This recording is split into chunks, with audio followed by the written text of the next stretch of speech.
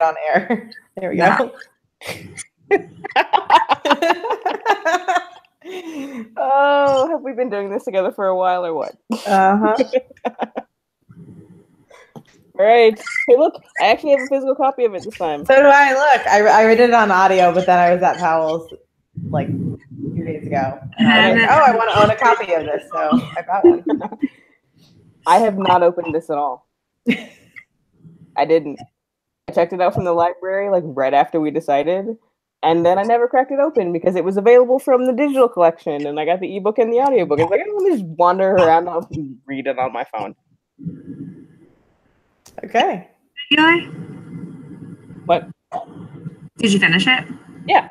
Oh yeah. I finished it. Wow. I It's finished like- it. We all finished it. We all finished it once. It's usually like Jessica and one other person, maybe. Yeah, I finished it this morning. I was like almost done a couple days ago, and then like I had to do other things, so I finished it. Like I had literally 5 pages left this morning. So Okay. So Yeah. just under the wire, and then Meryl read it 2 months ago.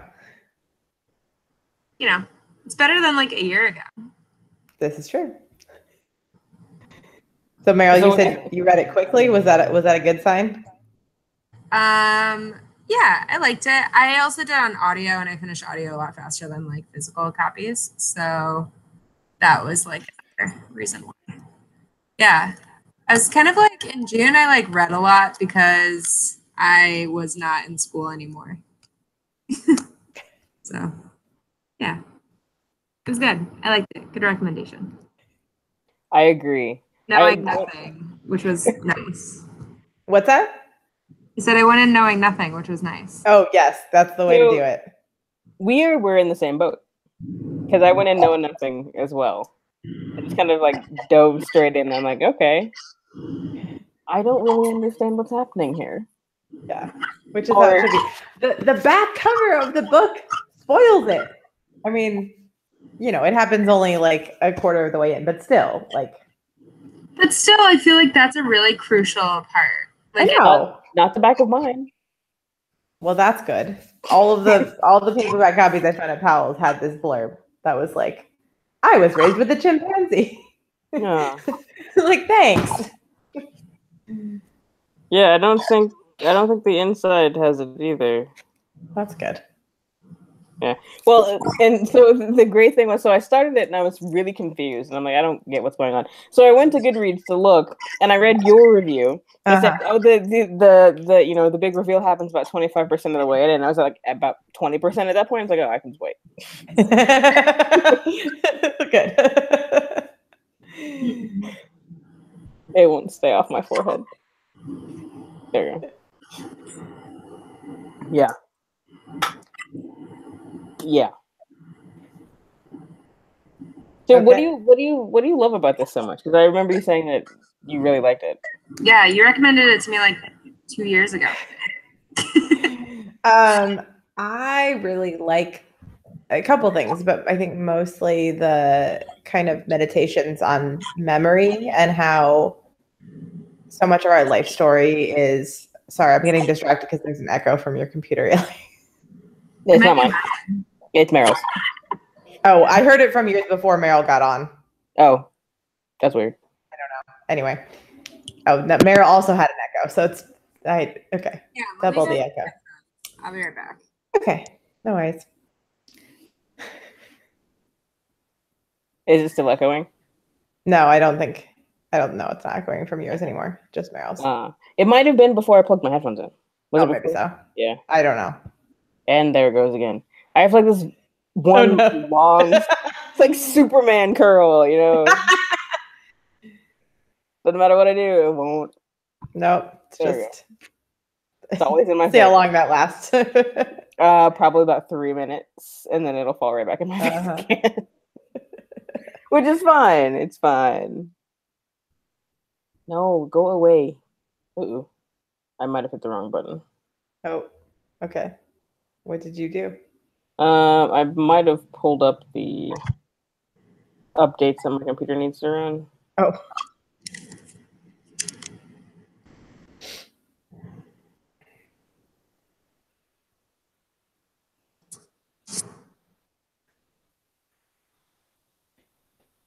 Hello. Headphones. Hooray. Okay. Can you hear us, Meryl? Yeah. Great.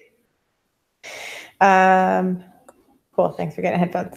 Yeah, I really like the idea that like our life story and our sense of ourselves is based so much in what our memories of our life are and how unstable those are, and how like the story that we may be telling of how we got to where we are may or may not be completely accurate.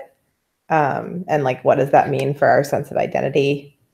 And then I also just find all the psychological experiments super interesting. What? They just made me sad. Like when the point when you find out that like essentially she and Fern came up together, and it's like, and she talks about her like chimpanzee self, and I'm like, so if she's not socialized with any other human children, like what does that do to you? Yeah. You know, because like mannerisms and things. I don't understand what's happening over here. Sorry. I'm having all kinds of computer challenges today. Okay. And then I did it myself. Well, they had an older brother, but yeah, that was about it. I know. All of like, you don't have to hit it so hard. Whatever you're doing is making loud noises, Meryl. Because my mic on this computer is really close to your mouse. That's interesting. Yeah, because it's all like right here, and my keyboard's like right here. I don't have students anymore, and so my ridiculousness outlet, I don't have it. Oh no. Oh gosh. Sorry in advance. Am I being quieter now? Yes. So you think that that Rosemary was permanently damaged by not being raised with other children? Well, I wouldn't go so far as to say damaged, because she seems to be like a reasonably functional adult, you know. Yeah. So damage is probably not the word that I would use, but reflect, like, as she is reflecting back, it seems like in some ways she was set up for like ridicule and all of that. Mm-hmm. And you know, children can be incredibly mean, Right.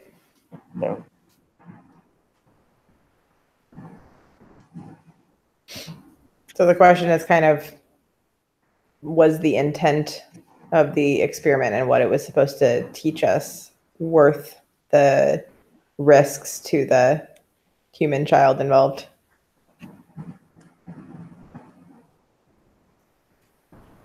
I mean, I don't think like it's presented as damaging until Fern is taken away.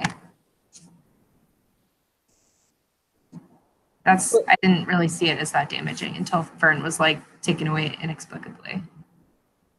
And how do you explain something like that to a 5-year-old? Like in language that they'll really understand? I don't think you can. I mean, yeah, like being told like this is your sister and being raised with someone as your sister, and then it's just like, no, we had to give her away. Well, also feeling like, are you going to give me away? Right. Yeah. Right. And she says something to that extent at one point, like we learned that our parents' love was no longer unconditional.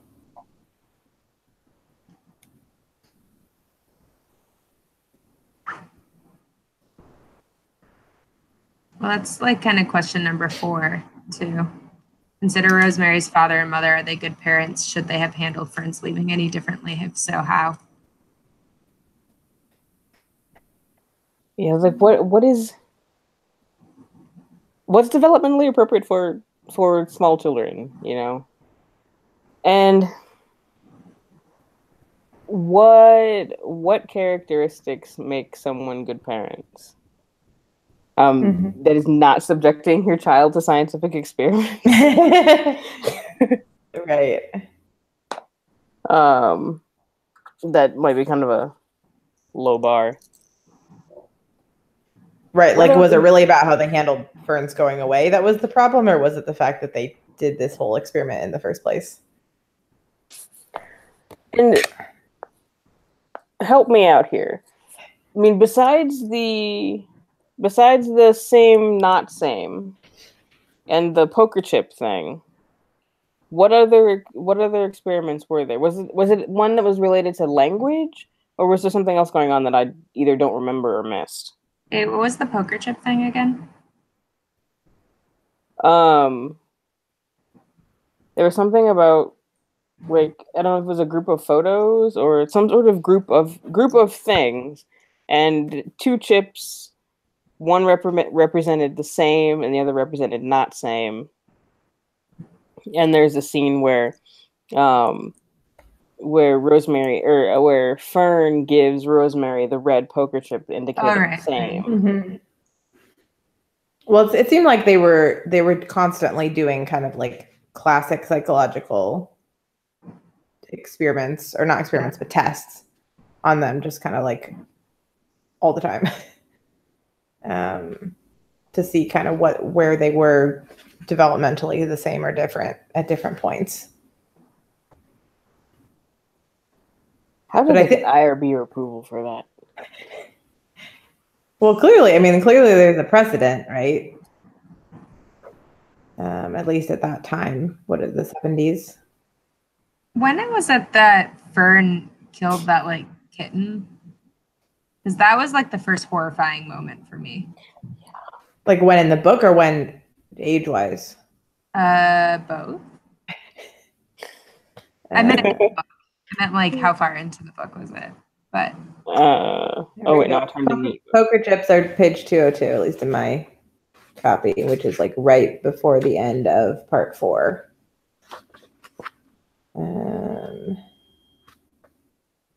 Let me see, where's the thing with the kitten? that was like pretty far in, I think. Mm-hmm. Yeah. I think I was listening to it at that point, and I was in the car with my carpool, and I was like, I had to go back and listen to it a couple of times to make sure that I understood what was happening. And then I looked at the book, and I was like, so I pulled it up on my phone. I was like, oh my. Yeah. And then I had to turn it off. Because he's kind of sets it up like, if that's what Fern was capable of doing to a kitten, then what else is she capable of? And I think it kind of like that it comes so far in the text, and then we get, here are these other memories that have not been, like, they were not at the, well, maybe not at the forefront, or maybe because she's telling it from the middle to wherever. They don't come up at the beginning of Fern biting people and whatnot. So it's this far in. So it's part 5, chapter 6 is when we finally find out about the kitten. Yeah, I remember like reading it and at the end being like, wow, that covered a lot. Like it went from like, my sister is a chimp and I'm a young child, to like, my brother is fleeing the law because he's like releasing animals from labs. Yeah, that whole part of the book is interesting to me, the whole like animal rights subplot, and like what, like is it worse to be raising animals, trying to raise an animal in a human environment? Is it worse to be raising them for like in a scientific environment or in a wildlife environment? Like there's clearly like terrible things about all of those over the course of the book. Also, when you find out like what happened to Fern, it's kind of sad too. Yeah.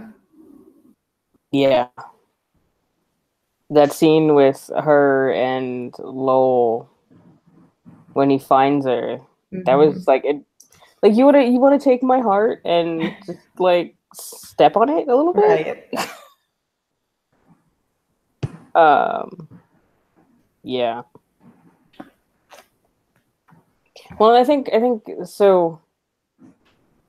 So much of this is really, about memory, and as you were saying, Jessica, and like how she remembers Lowell is interesting too, and how we see.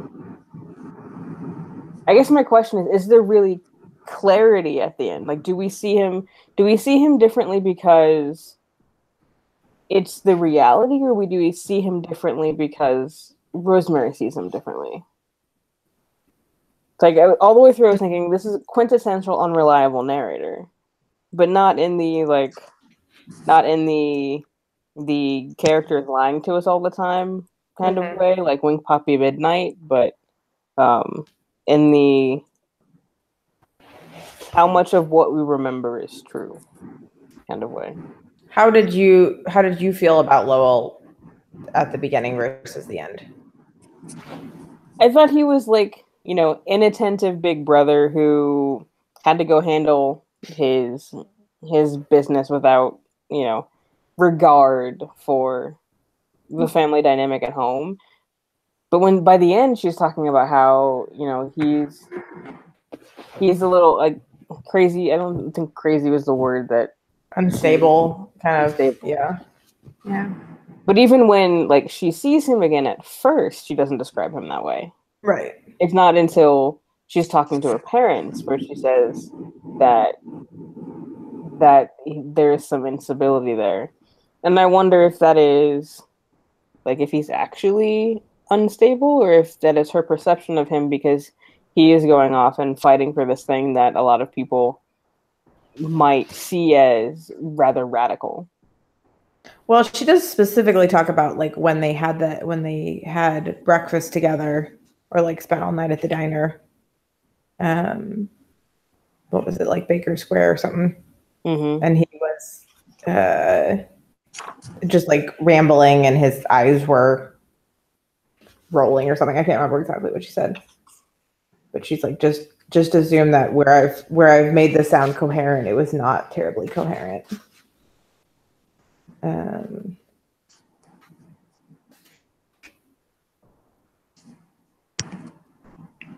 Let's see.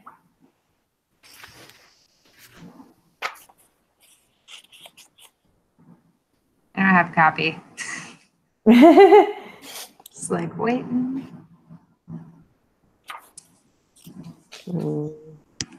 Let's see. There was something wrong in the way his eyes moved, something wrong in the way he held his shoulders, worked his mouth.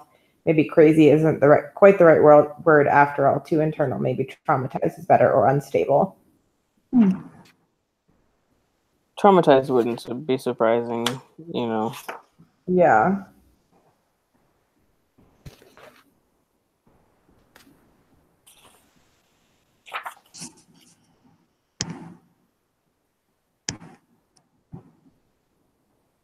Tell me if it's too loud.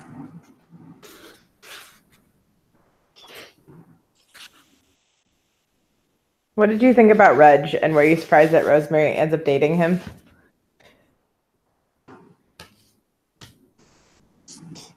I don't remember this part at all.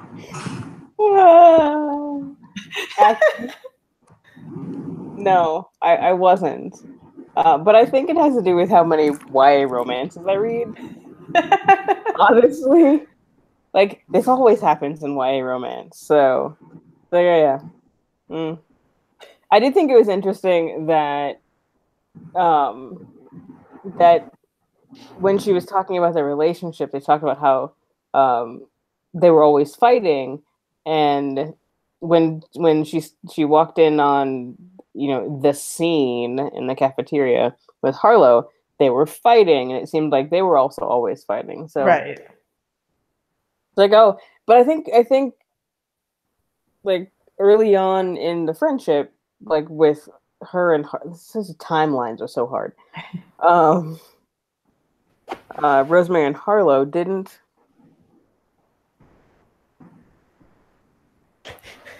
For Pete's sake.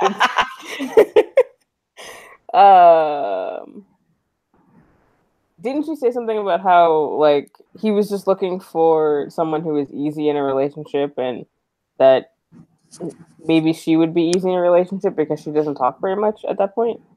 Wait, was Reg Harlow's boyfriend before Yeah. Rosemary's boyfriend? Sorry, PC. Yeah. Continue. Yeah, I mean, Reg kind of comes off as kind of an asshole, but then the more you learn about Harlow, you're like, maybe most of this is her fault.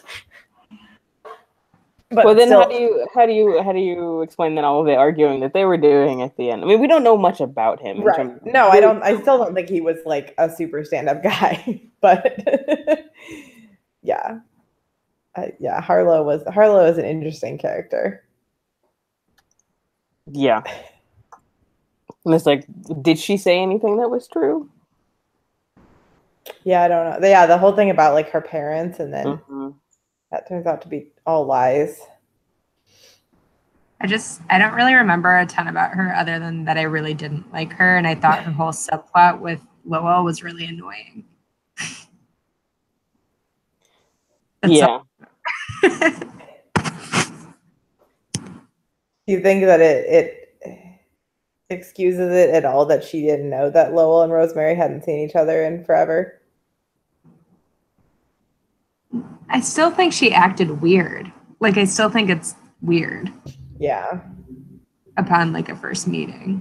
I just feel like, nice to meet your brother. I'm gonna go off and sleep with him, basically. Yeah. And then her reaction after he leaves. Oh yeah, then she just like lost her mind. Yeah, that it didn't make it. I mean, I don't think we know enough about her to say, whether or not it's in character or out of character. But I mean, there is a lot of, she's really dramatic, and laying face down in the carpet on the 3rd floor would definitely be really dramatic. But it seemed a little extra to me. Yeah. I mean, I got the sense that she didn't have a sense of her own identity. For as confident as she came across, she was really kind of like trying to grasp at who she was. And I think she found, like with Lowell, she was like, oh, this is something like, this is who I want to be. I want to be like this. What was the question? Oops, I just got my headphones stuck in the side of my computer. Whoops. That was gross. There we go. Okay, I'm not going to stick them in there again. Uh-oh, I like frayed them. Ooh, okay. Not a good idea. I was just like messing with sticking it in the slit on the bottom of my computer, and then it got stuck there. So, going to not do that again.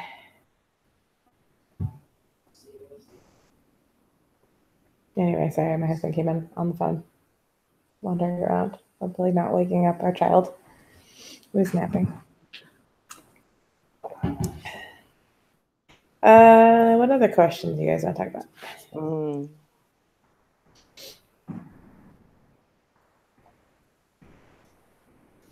Maybe number 10. Do you think Rosemary comes to find peace with her family history by the end of We're All Completely Beside Ourselves? All right, man. You have a good one. I mean, I think I'm surprised that the author was able to write kind of a happy ending for everything that happened in this book. Like, it was about as much of a happy ending as you could imagine for this family, Mm-hmm. I remember being like really frustrated with her parents throughout like the whole thing until she finds out like that they tried to get Fern back, or like they didn't want to get Fern up. Yeah. They couldn't. And I remember being like feeling like her parents were a lot more relatable by the end of it, because it didn't seem like it just affected her and her brother, but it really affected her parents as well. All I think right. that's like You guys have a good Sunday. really a function Yeah. of like how we We're perceive going- our parents we'll as get children, out. you know? Say that again? So like it feels like a function of, you know, how we see our parents as children and how they're not like I think you're gonna have to actually help your dad a people lot. yet, you know? All we see is like we see, okay, so mom is really sad and doesn't want to come out of the bedroom, but without any kind of context because we are so like right here, you know, Yeah. as children. Yeah. So that like I also felt a sense of frustration with parents, but I also thought, okay, well, I've got to remember who my narrator is. And she's remembering all of these things from her childhood, and maybe she hasn't connected with her parents as an adult, and therefore, you know, Your dad is like to sit still around with a fire and just say nothing. is still seeing them as she did when she was a child. You know, filled all of her, Yeah. all that is filtered through that experience. Mhm. I feel like that's a difference between like somebody who reads a lot and somebody who like And I need to show up and it can just easily doesn't go. read as often, because I wasn't thinking about the narrator. I mean, I guess I like read a fair amount, but like I wasn't thinking about the narrator through like the first half of the book. I was just like, wow, this seems really harsh. Not like, Hey, Meryl, yeah, I'm an English teacher. I know. But I mean, like, not just you, but like people who like consider like narrators more so. I So spend a lot of time what were It's a your big reveal though? 25% into book club. Eli makes the big reveal. what were your impressions of the parents, Meryl? Not from the narrator perspective. I felt like the mother was really passive and the father was pretty harsh. Gotcha. But like weren't really like All right. filled out, you know, until like kind of the end where they kind of found out all of everything that happened. I figured like her dad was just like this kooky scientist guy who like didn't really I was talking about Like, maybe this fall going. he like wanted science and his family to be fully immersed together because he wanted his life to be representative of who he was, which was his family and science. And then his mom like wasn't, or Yeah. his mom, We're her mom close was to- so inspired by there's- her dad and fell in love with her dad, but like kind of went along with his kooky things. Until the end when I was like, oh, they didn't just like bring this monkey in and then take the monkey out. Yeah. There's Well, I like mean, a lot she- more complexity to that.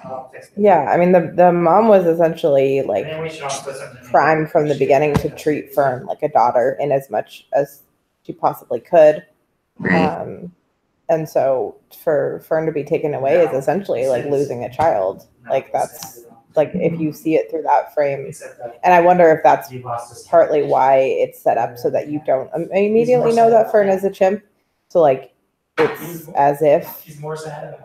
I she, you know, like you first find out about a nervous breakdown after you know that Fern was gone, but you don't know why. But it's like, yes, if you think your child is taken away or died or whatever, like of course, as a parent, you're gonna have immense amount of grief, and that seems appropriate. And then when you then find out Fern is a chimp, then it seems a little stranger. But All right. in the original context, it makes sense. I'm like really, really glad that I went in not knowing anything. I feel like that would change the book entirely had I like, I mean, I suspected there was a twist coming, like, Right. but I'm glad that like I went into it being like, maybe this, maybe this, maybe this. As Yeah. opposed to, oh, well, this is the scenario and this is going to happen in that. I think it would have taken away a lot of the power of the book knowing going in. Mhm. And That's why I'm so annoyed that they put it on the back of the book. Sorry, go ahead. and also I think Oh, go ahead. it speaks to like the importance of starting a story in the middle. Like I think personally, I think so many stories are more interesting if you start in medias res instead of like, let me do all of this building and then the story starts. Instead, you're like, "Foop! All right, let's go." Right. And then you kind of get a sense of it later. And if for me as a reader, I find it very satisfying because I feel like I don't have to wait for the story to get started. Yeah. Personally, I did not find, even the first time I read this, I didn't find the jumping around to be confusing. Like, I didn't have a lot of trouble keeping track of what happened when. Did you guys feel the same way, or? I think when it like got to when she was like with Harlow, I started like getting a little bit confused, but I don't think like overall. And I like, for as much as it jumped around, I'm sincerely surprised that I wasn't. Yeah. Like there were moments where I was like, wait a second, and I had to like with the kitten part too, I had to like go back, but that was less about timing and more about just like, wait, what did I just read? Yeah. Yeah. Yeah, and for me, I think when I was the most confused was when I would switch formats. And so it has nothing to do with the story itself and more to do with, okay, wait, where was I? And I have to find my new spot. Yeah. So what was happening and what time was it? And where are we in our timeline? But for the most part, like the longer I stayed in a single format, the easier it was for me to keep track. Yeah, that makes sense. Yeah. I really love the whole scene. Oh shoot, I just dropped my phone. Sorry. I don't know where it went. A pretty epic Oh, drop. there it is. It's not broken. Okay, good. Okay. I'll set it over here where it's not gonna fall down again. I really love the scene near the beginning. I think it's near the beginning when she goes home for Thanksgiving and has like the most awkward family Thanksgiving, because I feel like that's just so, I don't know, like it feels like that would be in my family, like a big thing happens, like, you know, she gets arrested or whatever. And then it's like, that's the thing that nobody's going to talk about. Well, the whole family is together. Like, we're just going to pretend that this giant thing did not happen and find any other topic. But she's like, my arrest and my cousin's, what are like SAT scores, like, are the two things that no one will talk about that is on everyone's mind right now. And then don't the SAT scores get brought up? Yes, and then it's like they're trying to like shoot daggers at the dad for bringing them up. And I just love the whole way that scene was just played out. I was like, this is so the way that Real. this happened. Yeah. And I think that's a lot of what I liked just about the writing in this book is it felt very real to me. Like, it felt like, especially when she's talking about like being in college and like sitting in the room with all these girls talking about their families and like not knowing like how much she wants to say or share or like how people are perceiving her. Just like, I can remember being that college freshman and having those same thoughts about like, how do I want to present myself and who am I? And, you know, what do I want to share with whom? And so those kind of moments I just felt like were really well written. Yeah, I think that's part of why I finished it so quickly too, was because I just felt like I was like hearing somebody talk. Like, it was just kind of like, this is my life and this is like how I remember it. And it wasn't like trying to tell a story so much as it felt like she was kind of trying to work through her memories and like kind of like work it out by talking it through. And isn't this how we tell stories too? It's like not necessarily always linear. Yeah. Which I also thought made it as a really easy. Well, easy. Easy is not the right word. But easy in the sense that it felt like somebody's just telling you a story. Right. You know, because nobody tells stories in order. Yeah, you like start telling a story and then you're like, wait, I have to explain the context for this. You have to go back. Wait, I think this happened. Wait, never mind. This happened first and then this person. Yeah. Yeah. So that was masterful in that regard, definitely. Good pick. Thanks. Agreed. I'm glad you guys liked it. I know. How often do we all agree? Like, how often do we all like something? I feel like usually, I don't know. It depends if magical realism is involved. What have we read with any magical realism? Although Exit West is still on the list. Yeah, we all see the ants or whatever it's Yeah, called. That I think that was the last one. I didn't and like then that. I didn't like it either. Wait. A.S. King. Oh yeah. I think you and Pam liked it and we didn't, maybe, if I remember. Yeah, but I think for the most part we usually agree. More or less. I feel like it's definitely like a 2-to-1 or an all. Yeah. As opposed to what? Yeah, I was gonna say. I feel like usually like at least 2 of us like it. I guess there's no other way to do that, is there? Well, you could say like, If someone loves it, someone hates it, and someone's in the middle. yeah. Thanks. Never mind. I feel like we all usually agree. Just gonna stop talking. I think there was a point where we didn't. I think we're in the place now that we agree a whole lot more. I also feel like we're usually the ones choosing the books.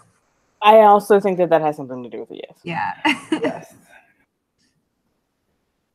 Oh, so I added. Speaking of choosing books, though, I added a new one to the list today. Cool. I don't know whether or not it has magical realism in it. Okay. Jackie Woodson's got a new book coming out on Tuesday, and so I put that on the list. Oh, well, I love her, so it's okay. I don't know if she's written any magical realism. I mean, she usually writes pretty realistic fiction, so I don't know anything about it. I just know it's Jacqueline Woodson, and I will read everything that she writes. I've only read 2 of her books, but Which one? I love them both. Brown Girl Dreaming and Another Brooklyn. I like Another Brooklyn better. Yeah, I've only read Brown Girl Dreaming, but I want to read one of her other ones because I didn't like the format. I don't know. Yeah. They're not all in verse, right? Or No, that's her only one in verse. okay. Yeah. Well, it's her only. I take that back because I think either Locomotion or Peace Locomotion is also in verse, but those are middle grade. Yeah. Yeah. I really loved Another Brooklyn. I think we should put Another Brooklyn on the list. I think that would be a good one to talk about. Yeah. Sure. Add another Jackie Woodson right below the one you just added. Yeah. Let me do that right now before I forget. Okay, sounds good. Yeah, I would love to read something else by her because I have heard good things about Another Brooklyn, but yeah, and it's another one where I think. Well, I don't know if the time is. I can't remember if the time is. It's not. I think it's a frame novel. Wait, what did I do? Crap. Well, the thing I didn't like so much about Brown Girl Dreaming was just that I felt like she was touching on some very heavy topics, but because of the format or maybe because of the audience, she didn't go very deep into what that was like for her. Mm-hmm. And I was like, wait, there's like big things going on and you're just like rhyming about them. And I'm like, wait, no, I want to hear some like deep discussion about how that impacted you and what your feelings were. And there wasn't a whole lot of that. So I think a lot of that could have been purposeful, though, to be like, this is what happened. What do you think of it as the reader? Yeah, but it's a memoir. I don't know. Yeah, I mean, I think there needs to be a balance for sure. But I think like sometimes, especially I guess when like it's verse or poetry, it's like people say things to incite emotion or incite feeling in the person who they're speaking to or like who's reading it. Yeah. So it's not always like delved into in the same way that you can in prose. No. I'm not saying like your criticism is not just. I'm just saying. Right. No, I mean, that was, I think you're probably right that was intentional. It just didn't really work for me. I mean, she never got past a very kind of childlike viewpoint. And I was like, okay, but I'm sure you have lots of thoughts and emotions about this as an adult, like looking back, and I would like to know what those are. I think you should read Another Brooklyn. I can't speak to her other books, but I think you'll get that from Another Brooklyn in a way you didn't in Brent Carl's Journey. Okay, well now it's on the list, so I'll read it when it gets chosen for book club. And Robin Miles does the audiobook, and Robin Miles is fantastic. Oh, nice, yeah. So Okay. I actually think that's why we bought the audiobook, was because Robin Miles is a favorite in our house. So Anything else you guys want to say about We Are All Completely Beside Ourselves? I think it's interesting that there's a miniseries. what? Oh, is there? I Googled it because I wasn't sure. And it's on IMDb. And now we are all Googling. With Natalie Yep. Portman, Really? apparently. Did it actually happen, or is it they just got the rights to it? I'm not sure. There's not a lot of information, so I think it hasn't happened. Yeah, it looks like there's a whole bunch from 2016 and 2017, and then that's the last. But I would be really curious to see how they market it, if they keep the twist and Yeah. Well, I mean, the It's supposed to IMDb. be on HBO. yeah. HBO miniseries. The IMDb says 0 episodes.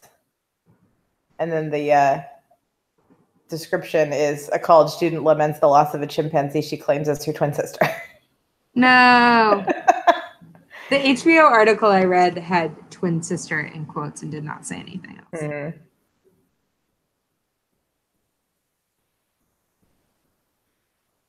Mhm. Well, I'm gonna guess that didn't happen then. Yeah. Yeah, it doesn't look like it. Sad. Maybe it'll be a John Green in a decade later. It could happen. Wait, what? Because aren't they actually doing something with Looking for Alaska now? Oh, yeah, I think I heard something about that. Yeah, like 12 years after they got the rights.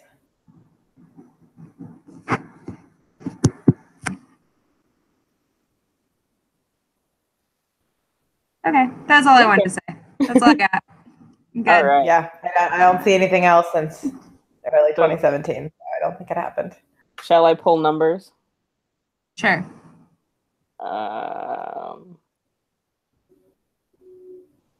So our numbers are. Does anybody else have the list up? Yes. Okay. So how many do we have? 18? 17 now. 17. Okay. 2?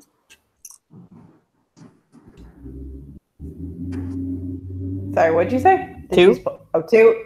2 is Marcelo in the Real World. Okay. 13. House of Leaves. Ooh, that's a good fall read. And no, that was 2 again. 16. Harbor Me. Okay. That's Jackie Woods' new one. Yeah. What are our thoughts? I want to read House of Leaves. I've never read it. I want to read House of Leaves too because it's a good fall pick. Okay, so I guess that's what we're doing. Sorry, you got immediately outvoted. Okay, so what do we know about this book? I don't know anything about this book. It is. Hang on, I'll show you because. Hang on. I just see it like on lists all the time, and I don't know a whole lot about it. Is it like a horror? Oh yeah, it's a horror novel. That'll be interesting. I don't think we've done one of those. I don't know.